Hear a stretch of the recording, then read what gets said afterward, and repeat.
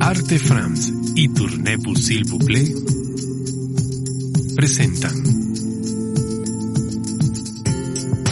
Arqueo.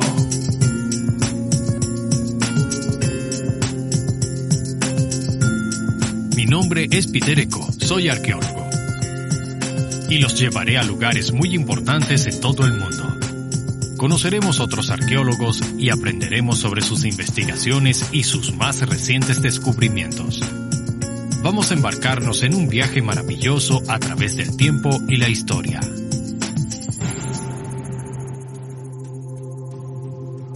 El Amazonas.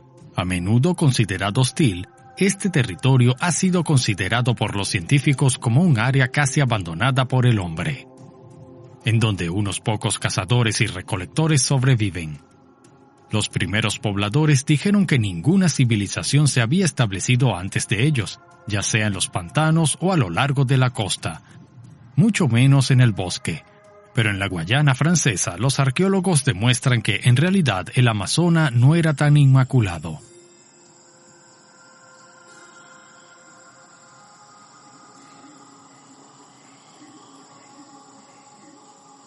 Frente a un medio ambiente tan impresionante y amenazador, entendemos las primeras descripciones de los conquistadores que compararon este territorio con un infierno verde. Por mucho tiempo, los arqueólogos aceptaron esta visión colonial del Amazonas, en especial porque las copas de los árboles son tan densas que esconden la mayor parte del suelo, y ninguna arquitectura monumental atraviesa estas copas. ¿Pueden descubrirse restos aquí? Y si es así, ¿dónde deberíamos comenzar? El pueblo desconocido del bosque del Amazonas.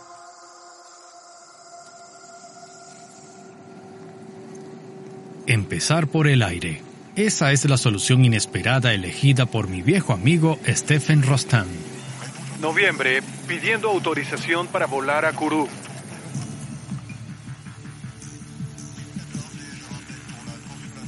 ¿Estás bien, Peter? Sí, gracias.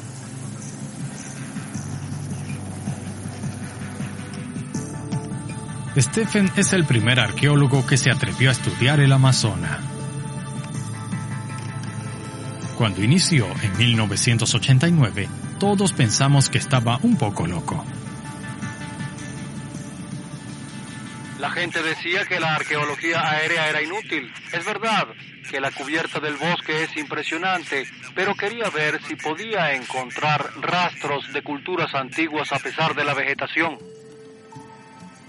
Es imposible distinguir algo a través de las copas de los árboles.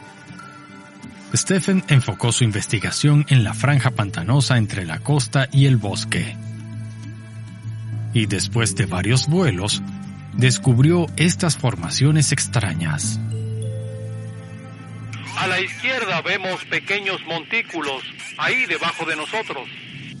¿Los puntos claros sobre la parte oscura? Sí, esos son. Sí, podemos verlos. Este sitio es interesante porque está muy organizado. Vemos estructuras verdes rectangulares y montículos redondos y grandes, los cuales no son naturales ya que están muy bien alineados. Tienen cierta geometría, cierta simetría. Desde los primeros vuelos pensaste, quizá esto es lo que estoy buscando. La primera vez que lo vi pensé, esto es algo que capaz viene de los humanos precolombinos porque estas estructuras no se mencionan en ninguna era colonial o texto contemporáneo. Están muy bien organizados para pensar que son naturales. Cuando los ves piensas, sí, claro. Eso es porque eres arqueólogo, pero hace 30 años las personas tenían problemas para creer que podía ser obra de humanos, en especial la obra de humanos precolombinos. Así que pasé años tratando de acumular elementos que probasen que fueron los primeros habitantes de la Guayana Francesa quienes construyeron estos montículos. Si estos montículos no son obra de la naturaleza, ¿por qué los humanos los habrían construido? Stephen luchó para recolectar fondos que le permitieran excavar aquí y responder la interrogante. Para seguir adelante con su investigación, consiguió otros estudios geográficos y usó un método que fue popular en aquel tiempo, aunque ahora parece algo arcaico. Después de avistar los montículos desde aviones ultraligeros y helicópteros, documenté el área con fotos aéreas cubriendo toda la línea costera, lo que me permitió observar los montículos con detalle y en relieve. Oh, vaya, lentes estereoscópicos. También los usé en Perú en los años 90. Son rudimentarios, pero efectivos. Muy eficientes porque vemos toda la estructura en relieve. Podemos medirlas con precisión y mapearlas. Luego dibujamos nuevos mapas e indicamos sus ubicaciones exactas, lo cual nos permite encontrarlas. Esta fue mi primera fase antes de ir hasta donde estaban. Y esto es lo que veo con los lentes estereoscópicos. Una visión 3D precisa de los montículos. Tienen entre 0,9 y 5,5 metros de diámetro. Gracias a este método, Stephen encontró miles de ellos en esta larga sabana pantanosa de 201 kilómetros en la costa de la Guayana Francesa, e incluso más allá, cerca de 604 kilómetros de Surinam a Guyana. Así, Stephen fue capaz de convencer a la comunidad científica de comenzar las excavaciones. Stephen me lleva a un sitio a pocos kilómetros de la autopista. Nadie sospechaba que se podrían encontrar restos arqueológicos de interés aquí. Vaya, parece mucho más fácil desde arriba. Sí, y más sorpresas nos aguardan. Porque, aunque es impresionante desde arriba, es mucho menos obvio acá en el suelo. Tienes que prestar atención. Solo ves pequeños montículos y de repente estás parado sobre uno. ¿Y hay otros montículos alrededor? Sí, están por todos lados. Stephen luego limpió y talló los montículos para fecharlos.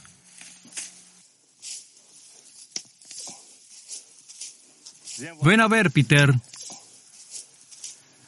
Para fecharlos, tomamos paleosuelo, la capa en donde fue construido el montículo. Debajo del montículo removemos el sedimento que nos da una fecha de cuándo fue construido. Correcto. ¿Y qué fecha obtuviste? Entre 800 y 900 años. Es probable que algunos sean más viejos, pero decimos que son alrededor del 1200 después de Cristo. Vaya, es decir, 300 años antes de que llegaran los españoles. Así es. Stephen está seguro. Los humanos construyeron estos montículos en los pantanos entre el 600 y 1400 después de Cristo. La tierra acumulada queda por encima de la inundación. ¿Para qué eran estos extraños montículos? Stephen se dio cuenta de que eran campos elevados. ¿Qué encontraste en el suelo? Del suelo recolectamos microfósiles botánicos que nos permitieron identificar plantas que crecían aquí. Encontramos maíz, calabaza, batata, granos, mandioca. Había una multitud de plantaciones. No eran campos de un solo tipo. Había una multiplicidad de plantas que les permitieron probar la vida de la mejor forma. Dada la escala, no es un jardín individual ni horticultura, se trata de agricultura a gran escala. Imagina plantaciones por todos lados a lo largo de la planicie costera. Las personas estaban viviendo en una época de verdadera abundancia. Stephen reveló un territorio muy desarrollado, cultivado por humanos. Otras excavaciones le permitieron descubrir canales y zanjas entre los campos elevados, además de casas en las cercanías. Está proponiendo una visión de la costa amazónica muy diferente a la descrita por los colonizadores y una que le gusta recrear en sus acuarelas. Durante y después de tus excavaciones, ¿haces acuarelas y dibujos que te ayudan a visualizar lo que has descubierto? Son momentos de reflexión y soledad. Cuando reflexiono sobre lo que encontramos y sobre nuestras asunciones, trato de imaginar cosas en el contexto de 1000 años atrás y visualizar cómo pudieron haber vivido las personas. Veo una aldea al lado de los campos elevados. Sí, las aldeas estaban en los bancos de arena que estaban paralelo a la costa, lo cual no es muy lejos, y detrás de los bancos de arena cultivaban sus montículos. Tenían un sistema completo como este, desde la costa y se extendía hasta el interior. Estas aldeas, todas estas personas, ¿tenían contactos unas con otras? ¿Podemos imaginar un mosaico de personas? A menudo lo imagino como un mosaico o rompecabezas con vías conectando todas las poblaciones a lo largo de los bancos de arena, al igual que la carretera nacional sigue el curso del banco de arena de este a oeste, a lo largo de la Guayana Francesa. No pienses en aldeas aisladas, sino en aldeas conectadas, con comercio entre ellas en la línea costera y a lo largo del Amazonas. Era una vasta red de rutas y caminos.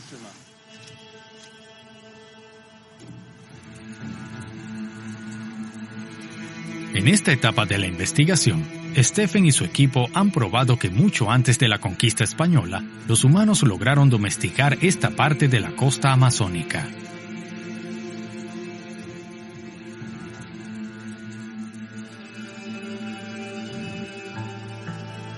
Y era una gran presencia. Es probable que miles de personas se concentraron en estas aldeas, ancestros distantes de los indígenas de hoy.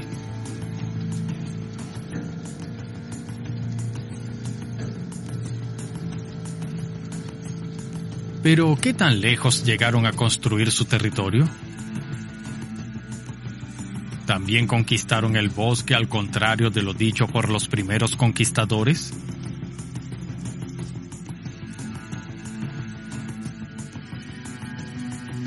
Para averiguarlo, tenemos que entrar en este universo. Stephen me llevó a un centro de investigación fuera de lo común, donde los arqueólogos se establecieron en medio del bosque del Amazonas. Sin vías, sin caminos para llegar ahí, tenemos que navegar por más de 5 horas.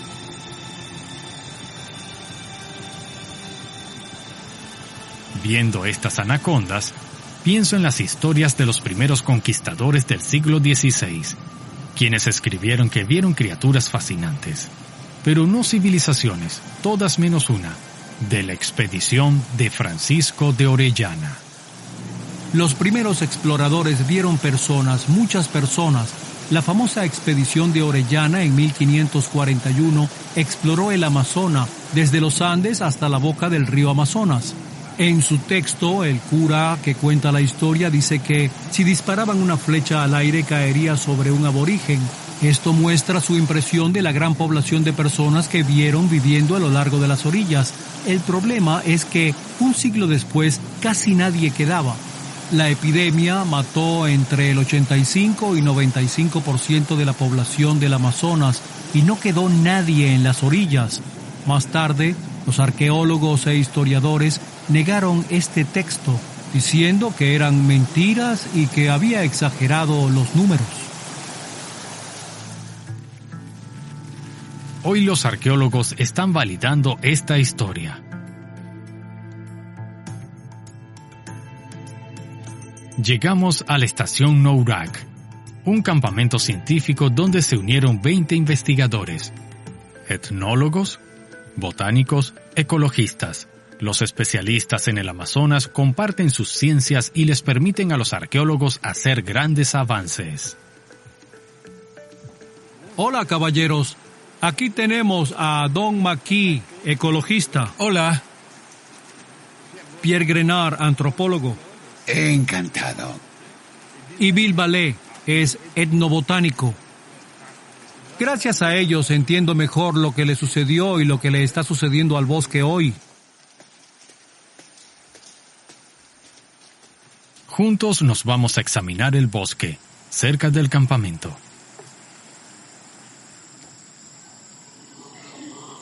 En ausencia de restos monumentales, las únicas pistas de presencia humana se encuentran en la vegetación. Dado que no tenemos un sitio grande, los humanos se encuentran en los árboles, por así decirlo. Aquí los antropólogos y botánicos están haciendo un inventario de especies que los ayudarán a distinguir entre un bosque primario, que es virgen, y un bosque secundario donde los humanos han dejado rastros.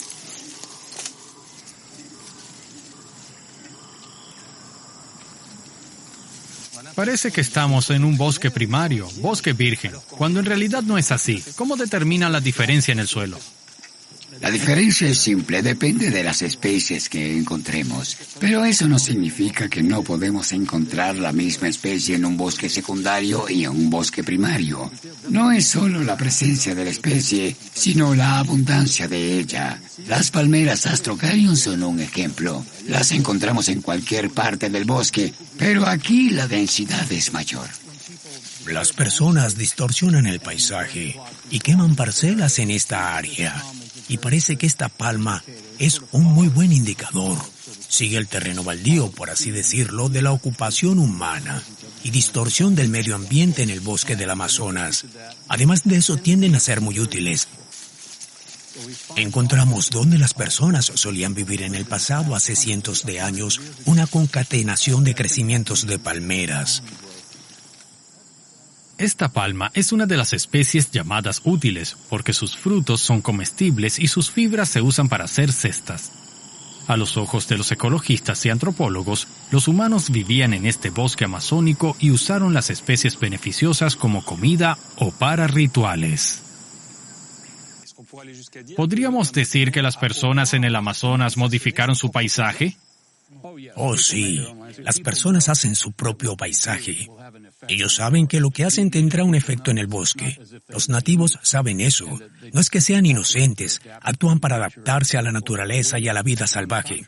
Al contrario, ellos controlan esas condiciones. Y una de las cosas que han hecho es cambiar la composición del bosque y cambiar la diversidad de las especies.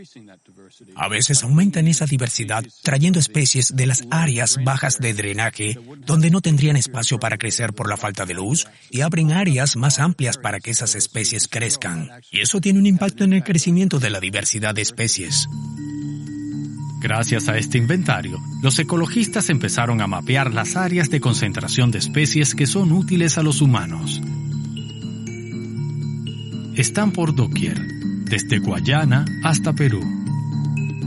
Pero, ¿cómo estar seguros de que estas especies fueron plantadas por precolombinos? Jean Brassier, una geoarqueóloga, busca una de estas áreas identificadas cerca del campamento. Nos dimos cuenta de que teníamos una capa de tierra negra encima de unos 28 centímetros. Define el límite de esta capa negra. Estas capas a menudo son ricas en fósforo, calcio, mucho más ricas que el suelo natural del resto del Amazonas, al menos del resto de Guayana. ¿Dices tierra natural?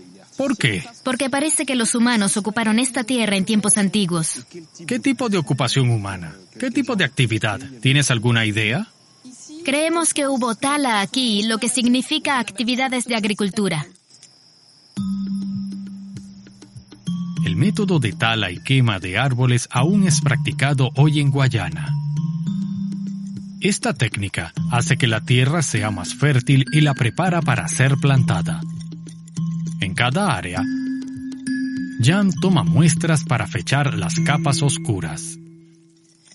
¿Determinaron la fecha de este fenómeno? El más viejo es de hace 3.000 años, pero en ese tiempo era muy exacto. Comenzó a multiplicarse al inicio de nuestra era. Luego de 500 a 600 años después de Cristo se esparció. Dentro del bosque, los humanos precolombinos inventaron métodos de agricultura muy productivos. Micael Mestre, arqueólogo, buscó evidencia de ocupación humana explorando alrededor de las áreas de agricultura. Y a veces la naturaleza hace un buen trabajo. Imagina un árbol cayendo en esta dirección. ¿Hacia allá? Exacto. Tenemos este tronco arrancado aquí. Cuando el árbol cae, arrastra elementos del suelo a la superficie. Y estos elementos contienen artefactos. La naturaleza misma prepara el suelo para sus estudios. Sí, y es lo mismo para las madrigueras de los animales que están por esta zona. Los animales remueven materiales hasta la superficie, así que en vez de tener que caminar kilómetros buscando una pista, estos elementos son indicadores valiosos que podemos examinar para encontrar sitios arqueológicos ubicados en lo profundo del bosque. Tienes un gran ojo. ¿Qué es lo que ves? Bien, uso mi pala y cavo un poco. Aquí, por ejemplo,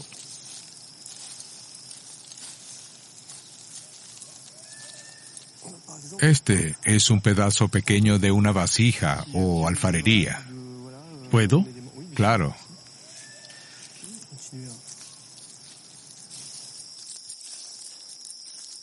Michael encontró fragmentos de alfarería a lo largo del bosque de Guayana.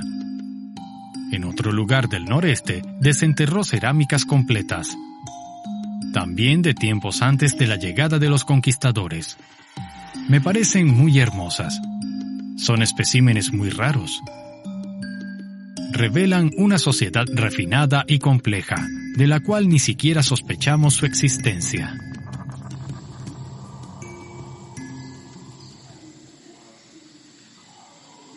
Al amanecer en el campamento Nourak, los científicos se preparan para adentrarse en el bosque. Este es el último día de su misión y una pregunta aún los persigue. Si los humanos vivían en el bosque antes de la conquista española, ¿qué les ocurrió a sus hogares?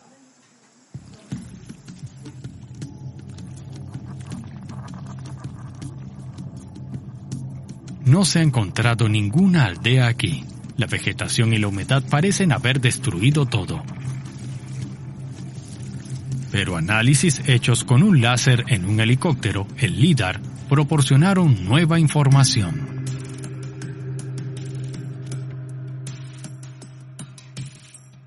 Gracias a esta nueva técnica, se pueden detectar los relieves bajo la vegetación. En las áreas analizadas aparecen enormes zanjas, con casi 3 metros de profundidad y se extiende por más de 305 metros alrededor del altiplano. Los arqueólogos creen haber localizado lo que los aborígenes de Guyana llaman en su tradición las montañas coronadas. Para los científicos no hay duda. Estos restos monumentales fueron sin duda creados por humanos. Cuando ves estas enormes zanjas, decimos que toma una gran mano de obra y asumimos que fueron muchas personas, así que requiere una gran densidad de población. Es correcto. Pudieron haber sido pocas personas durante un largo periodo, pero es algo improbable. La teoría más plausible es que hubo una gran población con un gran poder de construcción durante un periodo de tiempo reducido. Pero, ¿qué motiva tal esfuerzo? Es lo que estamos tratando de averiguar. Los arqueólogos están comenzando su análisis en el altiplano de la montaña coronada. Y toda su evidencia científica es consistente. Palmeras, una especie útil al hombre. Un espacio en la copa de los árboles para que penetre la luz y carbón por todas partes en el suelo. Aquí. Hay una capa. Quizá con algo de carbón. ¿Hay carbón? No, pero lo encontraremos, es probable. Al pie de esta palmera, François, el geofísico, identificó fuertes anomalías magnéticas. 21. Vaya. Sí, el magnetismo es 10 veces más de lo que debería ser. Esto a menudo es señal de tierra que fue quemada. Para propósitos domésticos o de agricultura, todo el equipo comienza a excavar. Esto es bueno. Bien, es un depósito, es una urna. Es una urna.